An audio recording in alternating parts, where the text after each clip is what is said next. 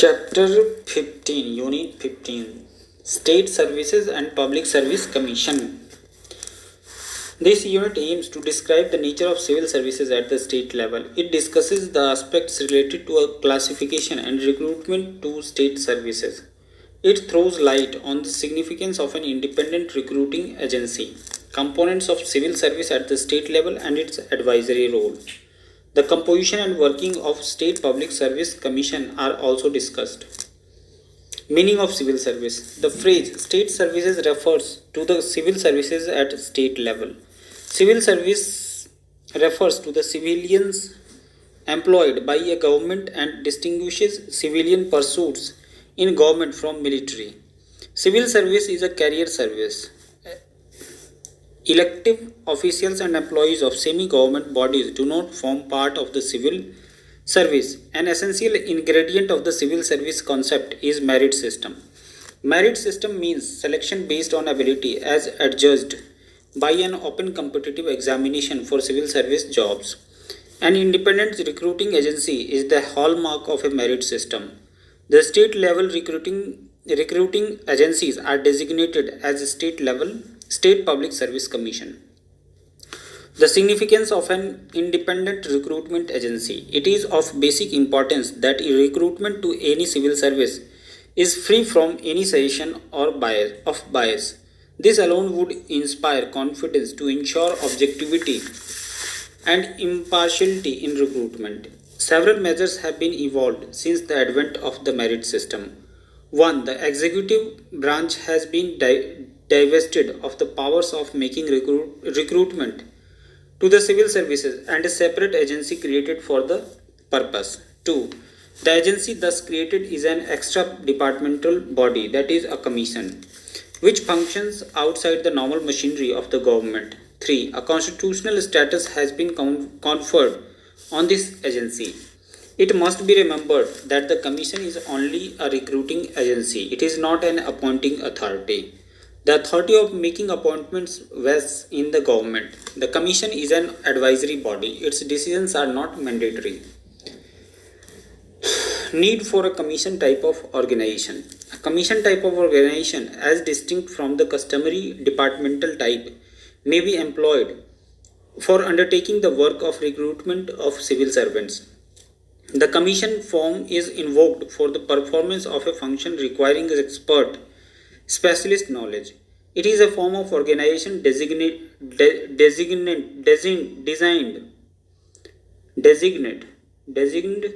to facilitate a collective deliberation by a group of experts who are able to pool their knowledge and experience to arrive at informed and objective decisions. When decisions are collectively made, such a method of arriving at decisions is described as corporate mode of functioning or decision making. The body thus acting corporately is described as a board. Public Service Commission is nothing about a board, which is but styled as a commission. Incidentally, it should be remembered that boards may also bear such designations as councils, corporations, companies, authorities, and so on. And of course, a board may also be styled simply as a board. When a commission consisting of experts meet to deliberate on issues, professional and technical criteria receive necessary weightage in the resulting decisions. When several heads combine for deliberation, biases are cancelled out and objectivity is ensured. Because the commission functions outside the mold of normal governmental machinery, greater flexibility and innovativeness of approach is possible. Bureaucratic rigidities and delays which characterize government departments are kept at bay. Significance of a constitutional status for the commission. This is intended to ensure that it functions without fear or favor. This would be facilitated when its composition, role, and delegations, privileges of its members, method of appointment and removal of members, qualifications for appointment and ground for removal, etc., are constitutionally provided. For under such a situation, the executive branch of government can no longer exercise any discretion in these matters and as such the Commission can function without being influenced by it. Conferment of the constitutional status is thus in the nature of a safeguard against any possible encroachment on its authority and independence. The State Public Service Commission is thus an advisory body of experts which exists under the authority of the Constitution to recruit personnel for the state services. Components of civil service at the state level. Let it first be clearly understood that at the state level in India, not one but two distinct sets of civil services operate. One of these is the civil services recruited by the respective state governments to handle a diverse range of governmental activity at the state level. These are known as the state civil services or simply state services. The second of civil services serving the states is the All India Services. All India Services officers are recruited to perform a varied range of jobs both at state level as well as at the center. It is this feature of the All India Services which renders them clearly distinguishable from the state services. Among the best known examples of the All India Services are the Indian Administrative Services and Indian Police Services. Thus, the civil services at the state level is composed of two distinct components. One state services and two All India Services. All India Services. All India Services were constituted with the crucial purpose of creating an elite corps of officers who would map top positions both in the states as well as the center. Officers of All India Services are recruited by the Union government through the Union Public Service Commission. Upon recruitment, each officer is allotted to a specific state cadre. It is from the particular state to which he is allotted that the concerned officer moves to the central government. The arrangement under which such movement take place is known as the tenure system. The officer is moved back and forth between the states of his allotment and the center during the first 20 years of his career, after which he finally lands up at the center. Officers of All India Services operate under the joint control of the center and the state to which they are allotted. The fact that All India Services officers are centrally recruited and then allotted to various states guarantees that all states have a certain minimum and uniform level of talent in their administrative services and that the state's administrative machinery is adequately equipped. The existence of the tenure system under which officers of the All India Services move to the center periodically ensures that the incumbents of the policy making posts at the center are backed up by rich field experience. The All India Services have to supply personnel for all superior administrative posts in the states at the district level and above. Thus, the posts of district collectors, divisional commissioners, members of the Board of Revenue, secretaries to the government, chief secretary, etc. are filled by IS officers. Similarly, the posts of superintendents of police, SPs, and above to the police department at the state level are reserved for the IPS officers. State services. These are recruited by the respective state governments through their public service commissions or other agencies. Members of these services are primarily meant for service in the states. Only occasionally may a few members of some of the state services be borrowed by the center or some other organizations. States have well organized services to cater to the needs of different sectors of governmental activity in non-technical and technical spheres. Typically, a state may have the following services: administrative services, police services, judicial services, forest services, agriculture service, educational service, medical service, fisheries service, engineering service, account service, sales tax service, prohibition and excise service, and cooperative service. Interrelationship and interlinkages. The personnel of state services operate in subordination to the members of the All India Services. State services occupy lower positions in the administrative hierarchy than those held by the personnel of All India Services. They constitute the middle level of the state administrative service system. An attempt has been made to evolve from out of those two sources of supply a common stream. This has been achieved in two ways. One, by providing opportunities to the state services personnel to rise to higher posts, which are normally reserved for the All India Services officers. Two, by inducting a certain percentage of the state services personnel into the All India Services. Classification of state civil services. A twofold system of classification of the state services is in vogue. Under the first system, the services are classified into Class 1, Class 2, Class 3 and Class 4. The criteria of this classification are: number 1, admissible pay scales; number 2, the degree of responsibility of the work performed; and number 3, the corresponding qualifications required. All state services are constituted department wise. Under the second system, the posts in the services are classified into the gazetted and non-gazetted categories. Classification based on pay scales, etc. Class 1 and Class 2 services constitute the officers class of the state level services, whereas Class 3 and Class 4 consists of the clerical employees and manual workers respectively. Class 1 services. Class 1 services include a number of posts on a common time scale of pay and some posts carrying salaries above the ordinary time scale. Each departmental service ordinarily has a Class 1 cadre. Recruitment to Class 1 posts is made on the basis of promotions from Class 2 services as well as by direct recruitment by State Public Service Commission. Direct recruitment takes place on the basis of an open competitive examination. Generally, this would include written examination and personality tests. Sometimes, however, direct recruitment may also take place on the basis of an interview. It may be noted that there is no uniform practice as to the number of posts which may be filled up by promotion or direct recruitment. In fact, there are wide variations on this account from state to state.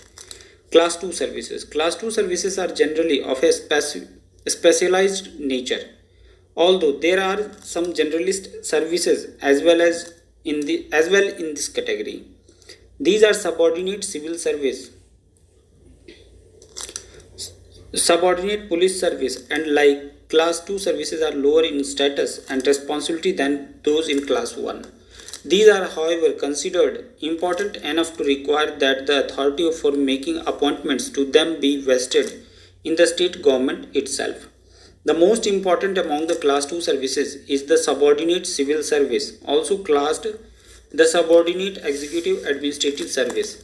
Some states have even instituted a higher salary scale for this service vis-a-vis other Class 2 services. This signifies the special place which this service enjoys in the overall range of Class 2 services. It may be noted that as in Class 1 service, there is no common pay scale for Class 2 services among different states. Recruitment to Class 2 posts is made partly by promotion and partly by open competition, direct recruitment. In case of specialized services, direct recruitment is done on the basis of interviews held by the state PCS. For civil, police and judicial services Class 2, however, a more comprehensive selection procedure is employed. This includes the written examination and interview. Unlike the case of Class 1 service, no uniform practice prevails with regard to the Class 2 services, also as to the number of posts to be filled by promotion or by open competition. The practices vary over a wide range from state to state. Class 3 and Class 4 services. Class 3 services are divided into two categories. Subordinate executive services, including, for instance, Naib Tehsildars, Sub-Inspectors of Police, Deputy Inspectors of Education, and so on. And number 2, clerical services. Recruitment to these posts is made partly at the level of their Public Service Commission and partly at the departmental or district heads level. Class 4 services include persons performing manual work, skilled or unskilled posts falling under this category include those of PNs, watchmen, drivers, carpenters, fitters, cooks, laboratory servants, and the like. Until recently, these posts were classified as inferior services, with their holders enjoying less favorable terms of service and regard to leave, pension, etc. Lately, however, their conditions of service have improved. Gazetted, non-gazetted classification. As stated above, second system of classification employed for the state services places them under the familiar categories of gazetted and non-gazetted. A gazetted government servant is one whose appointment, transfer, promotion, retirement, etc. are announced in the official gazette in a notification issued by the order of the governor. A gazetted officer holds charge of an office and his duties are of supervisory or directional nature. Gazetted posts include all India services and Class 1 and Class 2 state services. Non-gazetted posts are those in Class 3 and Class 4 services. Recently, there has been a little change in the classification grading system. The gazetted posts in the center and at the state level are now categorized as Group A and Group B. The non-gazetted posts are categorized as Group C and Group D. Features of recruitment to state civil services. Recruitment involves three separate but interconnected steps. Number 1. Attracting eligible candidates to apply for jobs. Vacancies are brought to the notice of interested individuals through advertisements. Second, selecting candidates for jobs through an open competitive examination. Third, placing selected candidates in appropriate jobs, which also involves issuance of appointment letters to those concerned by a competent authority. The first two steps are carried out by an independent recruiting agency. In the states, it is the Public Service Commissions which performs these functions. The third step constitutes the responsibility of the government. It is therefore to be remembered that PCS are only recruiting and recommendatory agencies. The power of appointment vests in the government. Recruitment is of two types, internal and external. Internal recruitment is made by promotion from within, whereas external recruitment is undertaken through an open competitive examination. We shall be dealing with external recruitment alone over here. Also, we shall be concentrating on the recruitment practices only in respect of Class 1 and Class 2 services. An outline of the chief features of the recruitment of state civil services is provided below. Features. Recruitment to state civil services is made at the age level of 21 to 25. Age relaxation is available for the members of scheduled castes, scheduled tribes and backward communities. Recruitment is made through an open competitive examination administered by PSC, Public Service Commission. Higher level posts are filled up by promotion. Vacancies to the filled up are advertised by the PSC every year and applications invited from candidates all over the country. Minimum qualification required is a bachelor degree from a recognized university. The competitive examination through which selections are made has two components. First, a written essay type examination. Second, a personality test. Candidates obtaining certain minimum marks in the written examination are invited for a personality test, which is but an interview of about half an hour's duration. Marks secured by each candidate in written examination and personality test are totaled up. Depending upon the number of vacancies, a list of successful candidates is prepared. This list is in order of merit.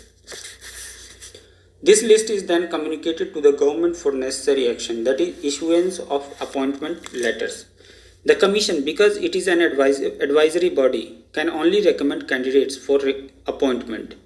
The authority to make appointments vests with the government alone. The Commission recruits candidates. The government appoints them.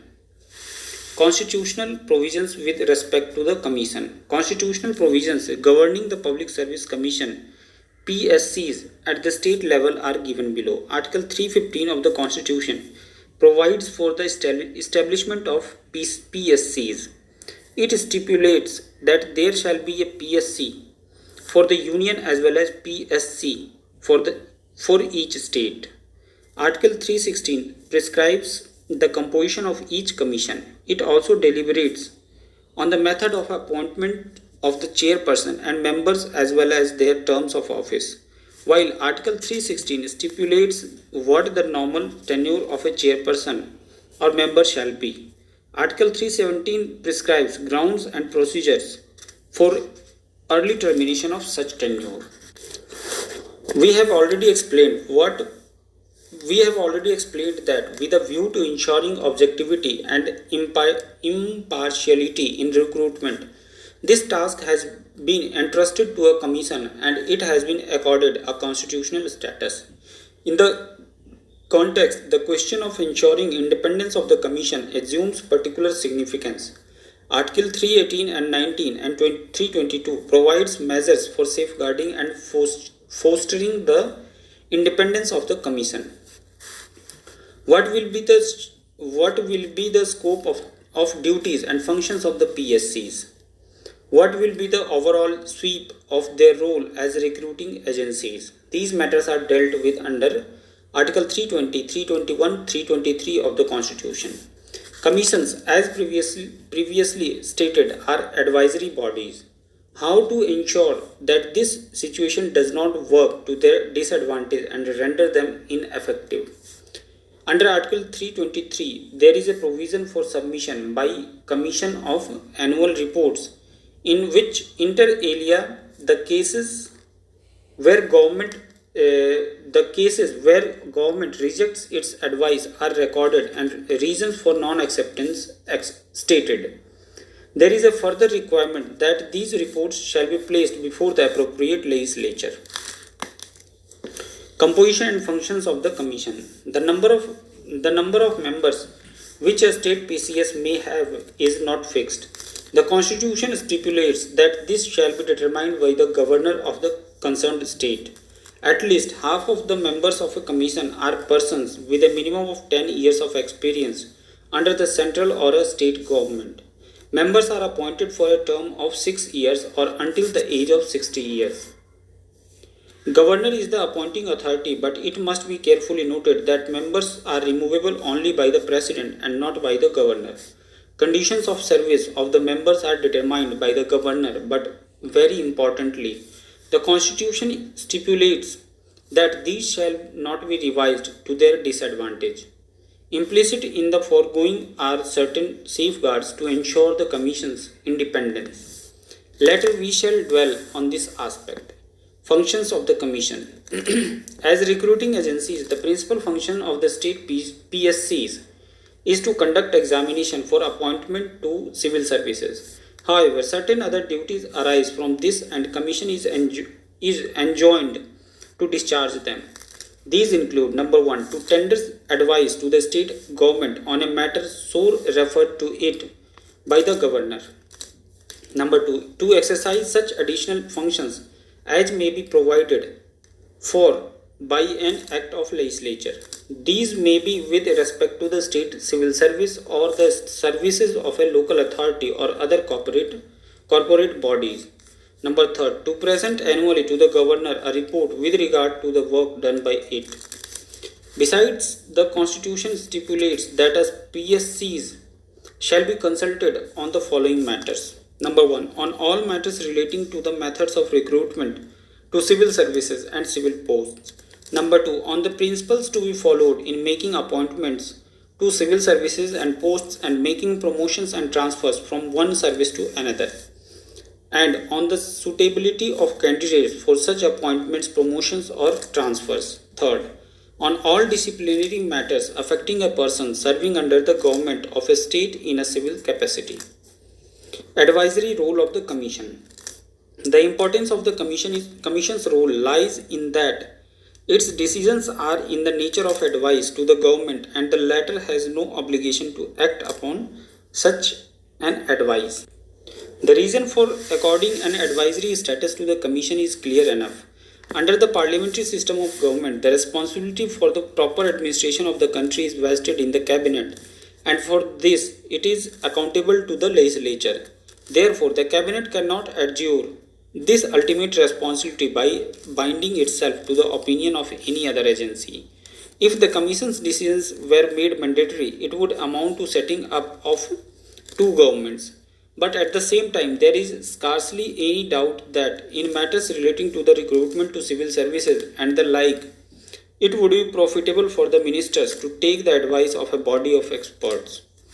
This underlines the need of necessary safeguards against a flagrant disregard of the advice of the Commission by the government. The Constitution does provide for one, namely the Commission's annual report, which records cases where its advice has been rejected, must be placed before the state legislature through the governor, and the government is under obligation when such reports is presented to give reason as to why in any particular case the recommendation of the Commission has been overridden by it, but the number of such cases have tended to remain very low, almost negligible. Independence of the Commission. In the introduction, we have explained the significance of maintaining the independence of the recruiting agency vis-a-vis the executive government. The Constitution also incorporates well-designated safeguards to foster the Commission's independence. These are: number one, as a check against a possible abuse of power, the appointing and removing authority is vested in different functionaries. The power to appoint the chairperson and members of a commission vests with the governor, but the power of removal is vested in the president. Number two, removal can be effected only in the manner and on the grounds prescribed in the Constitution.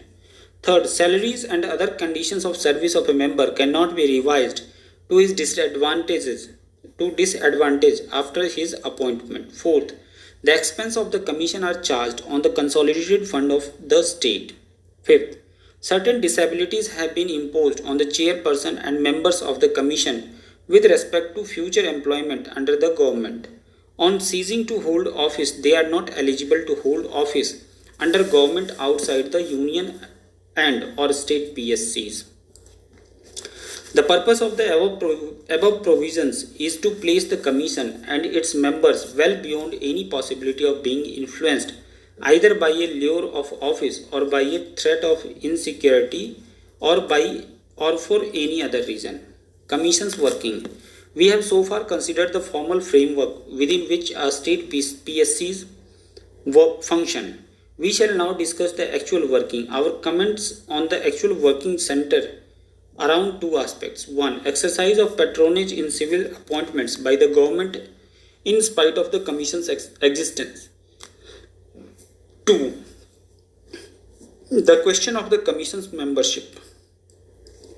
Notwithstanding the constitutional safeguard against the non-acceptance of the Commission's advice, there is criticism that the government is able to have its way in making appointments.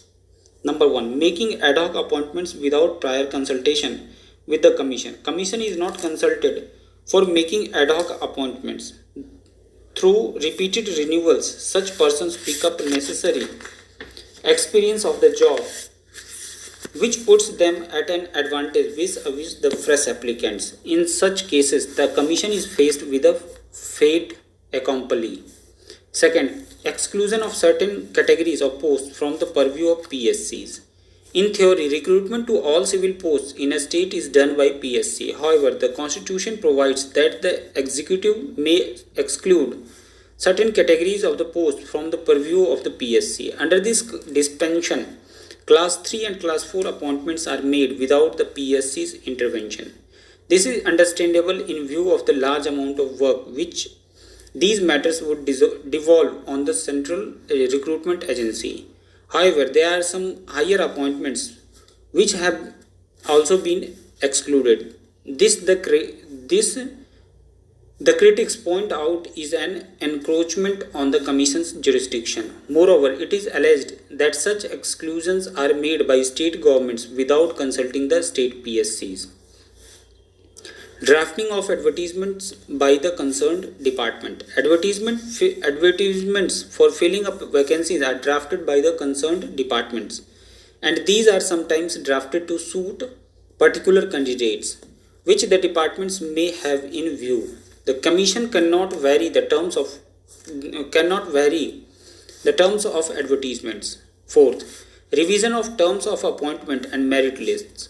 Occasional cases have been reported where the terms offered to the selected candidates were revised to his disadvantage without consulting the Commission. There are also occasional instances where the order in the merit list prepared by the Commission is changed by the government for reasons which are unknown. Fifth, delay in issuing appointment letters. Occasionally there are inordinate delays on the part of the government in issuing appointment letters to the selected candidates. This results in the best qualified candidates being lost to other professions. Besides, it gives rise to a suspicion that such delays may be motivated. The above situations affect the operation of the merit system and undermine the Commission's role. The Commission's membership has also drawn flag due to many other reasons. Number 1. Membership to persons with insufficient credential. The matter of membership of the state PSCs has attracted adverse notice. The criticism has been that membership in some states have gone to persons with insufficient credentials. That in fact some appointments have been made on grounds of party and political affiliations and not on consideration of merit. Such persons naturally feel beholden to their political masters and could not be expected to stand up to their patrons to uphold merit and professionalism in civil services. This creates apprehensions on the ability of the PSCs to work with objectivity and independence. Number 2. Predominance of the members of the official category. The narrow base of the Commission's membership has also attracted adverse attention. The point at issue has been the predominance of the members of the official category. In terms of Article 316, the expectations was that the official and non-official components of the Commission's membership would be roughly equal to each other. This has in practice not been realized. Non-officials have far outnumbered the officials in some PSCs, while in others there are no non-officials at all.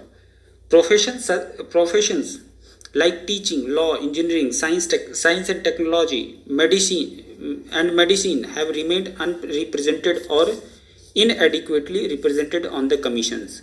It is necessary that professionals receive adequate representation on the PSCs. This would not only help in meeting the constitutional requirement by evenly balancing the official and non-official components of the Commission's membership, but one would also expect that from this a qualitative improvement in their deliberations. Summary. The performance of the multifarious tasks of regulatory and developmental nature at the state level has necessitated that large and well-organized civil services be maintained by them. These are civil services based on merit system. These civil services are a career service whose recruitment is done through an open competitive examination. The concept of merit system, career service and open competition emerged during the 19th century to rid civil service administration of political interference. The idea was that recruitment to civil service as well as matters concerned with the salaries, promotions and transfers of civil servants should be based on the technical and professional considerations rather than political. When politicians do not interfere in these matters, civil servants appointed under the merit system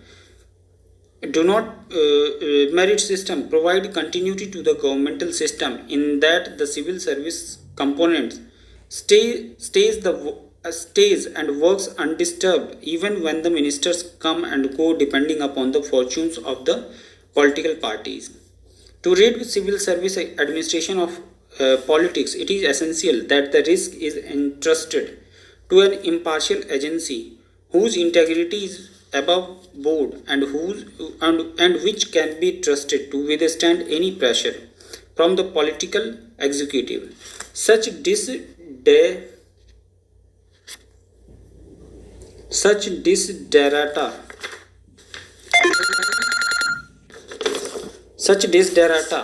underline the need to establish a commission type of organization to perform the task, to ensure that it may function without fear or favor and without being influenced by political executive. A constitutional status has been conferred on this agency. It is a body consisting of experts and has an advisory role.